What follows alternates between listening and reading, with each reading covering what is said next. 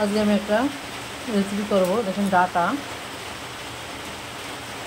আমি ডাটা কেটে নিয়েছি, আলু আর ডাটার শাক পাটা আমি আলাদা করে রেখেছি, তরকারিতেই দেবো, ওটাকে আমি ধুয়ে আলাদা করে রেখেছি। এই ডাটা আলু আমি চিংড়ি মাছ দিয়ে রান্না করব। দেখ আমি রেসিপিটা শুরু করি, আপনারা দেখতে পাবেন। আমি গ্যাসে কড়াই বসিয়ে দিয়েছি এবং কড়াইটা গরম হয়ে গেছে, আমি তেলও দিয়ে দিয়েছি। এপাশে মাছ কাটা আমি হলুদ লবণ দিয়ে মাখিয়ে নিলাম।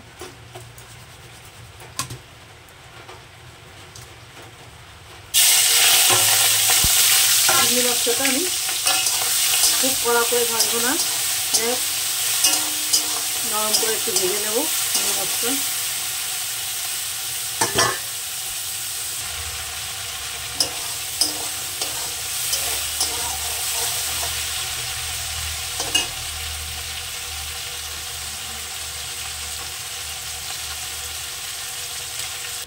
আমার চিংড়ি মাছটা ভাজা গেছে, আমি নামিয়ে নেব।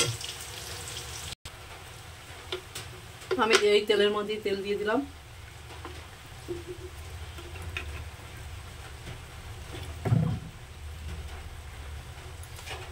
ফোড়নে দিলাম কটা রাঁধুনি,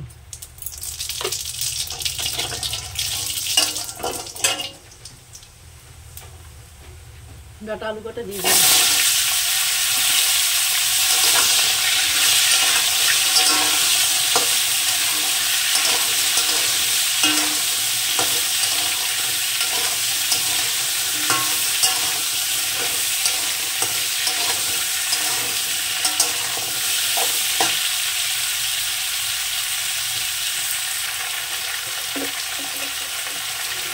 দিয়ে দিলাম স্বাদ মতন লবণ,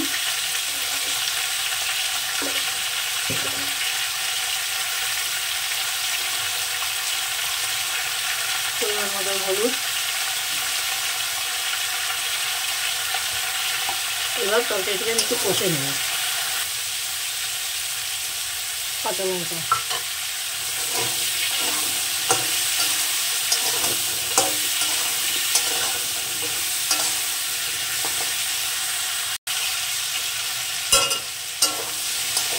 তরকারিটাকে আমি সুন্দর করে কষে নিয়েছি। এবার এখানে দিয়ে দেবো জল।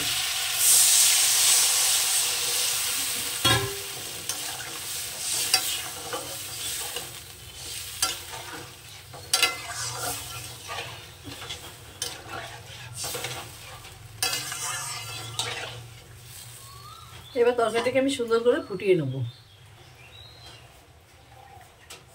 আমি এই পাশের ওভেনে অল্প কটা জিরে এই চাটুটায় ভেজে নেব, কারণ আমি জিরে ভেজে নিইনি, আমি এতে মশলার ভিতরে জিরে ভাজা দেবো।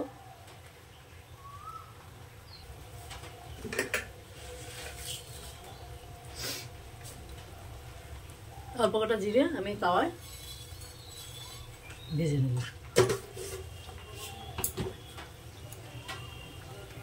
আমার জিরে কটা ভাজা হয়ে গেছে, আমি এবার কটা বেটে নেব।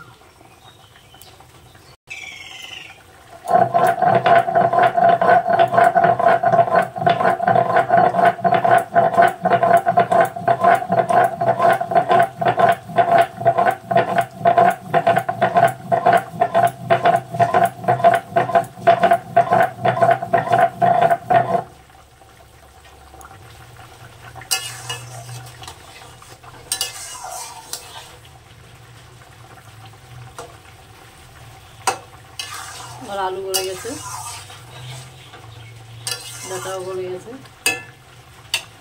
তাহলে এখানে আমি ভেজে রাখা চিংড়ি মাছ কাটা দিয়ে দেবো।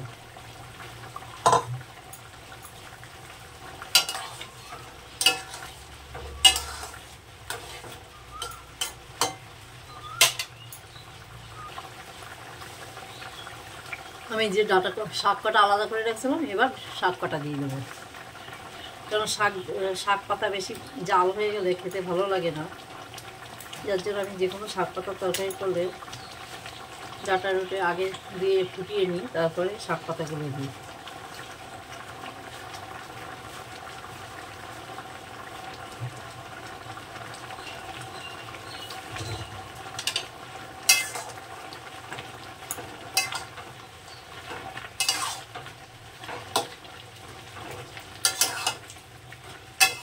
আমি এই ডাটা দিয়ে চিংড়ি মাছ দিয়ে আরও একটা রেসিপি দেব।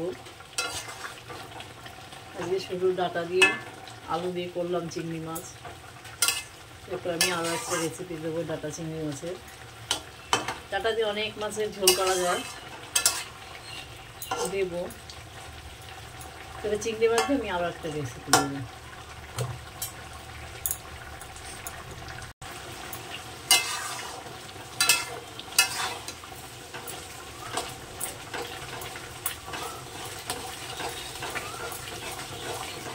তরকারিটা আমি এইভাবে একটু গোটা দিয়ে দেবো ঝোলটা গাঢ় করার জন্য।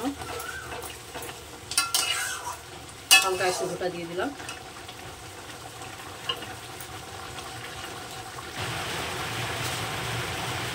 সামান্য একটু চিনি দিয়ে দিলাম, ডাটার তরকারি তো।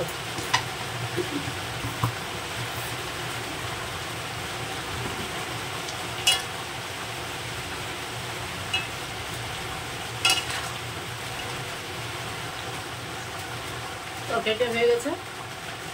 নামানোর আগে আমি ভাজা জিরেটা বেটেছিলাম, সেটা দিয়ে দিলাম।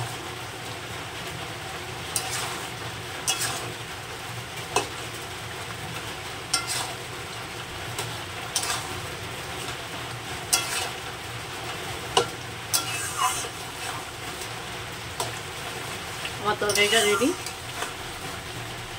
আমি তরকারিটা নামিয়ে নেব।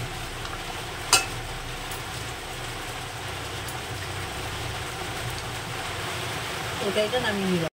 আমি ডাটা আলু দিয়ে চিংড়ি মাছ দিয়ে ঝোল করলাম। আপনারা এবার রান্না করে খাবেন, খুব সুন্দর লাগে। যাই হোক, আমার চ্যানেলে যারা নতুন তারা আমার চ্যানেলটা একটু সাবস্ক্রাইব করে, যারা পুরনো লাইক শেয়ার কমেন্ট করে। আজ এই পর্যন্ত, নমস্কার।